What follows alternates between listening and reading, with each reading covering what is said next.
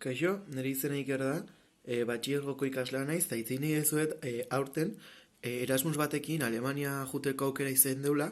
eta han ingelesa praktikatu deu, eta lagun berriakin ditugu, bai finlandesak eta bai alemanak, eta gaur egun indikan baiekin kontaktua mantentzen deu, eta ingelesa praktikatzen segitze deu. Oain dela bizpairu urte gutxi gora bera irakasleak ikasteko metodologia berri bat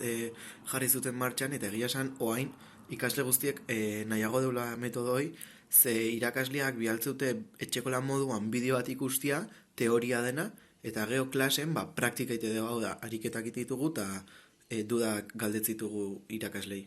Batxilergoko bidaia egiterakoan italiagoaz eta oain dela urte asko hasi zian bidaio egiten eta oaindik bidaio egitea eta bertako irakaslekin jute geha da eskolako irakaslekin eta hobeto ezagutzeko aukera ematen digu.